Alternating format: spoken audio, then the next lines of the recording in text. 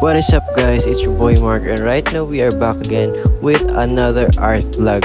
So every time na wala tayong tattoo session at naghihintay pa tayo sa confirmation ng mga client natin, tayo po ay magpa-practice. So ito binablog ko po guys kasi gusto kong i-share sa inyo yung journey ko at syempre yung mga learnings para lahat tayo natututo mag-drawing. So handa na ba kayo? Nga pala guys, ang ito-drawing natin ngayon is si The Mask.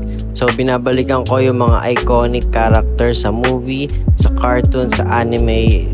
Aside from nagkakaroon tayo ng content, nagkakaroon din tayo ng chance na mapakilala sa mga bagong generation yung mga kinahangaan natin nung tayo ay bata pa. Lalong-lalo na dyan sa mga kaedaran ko.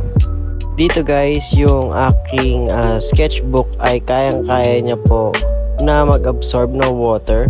Kaya gumamit din po ako dito ng watercolor after ko po siyang i-sketchan.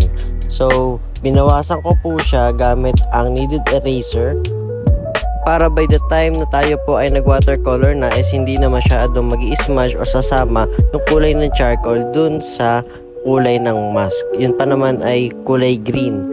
Then, pag binasa mo kasi ang charcoal, para siya nagpuputek. So, ang style na ginawa ko dito guys is yung parang sa pera, yung may linya-linya. Pero, nag-mix medium ako dito kasi nag-explore ako. At the same time, nag-aaral din ako mag-watercolor kasi hindi ko to expertise. Ako po ay tumatanggap ng charcoal portrait, commission painting, mural painting, and tattoo. Yes, nagtatattoo din po ako guys. Sa mga gusto pong magpa-appointment dyan, pwede po kayo mag-PM sa account ko na Mark James Geronimo.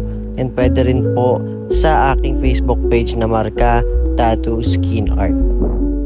Yun lamang sa ngayon guys. Gagawin ko to ng part 2. Thank you so much for watching and see you guys next time.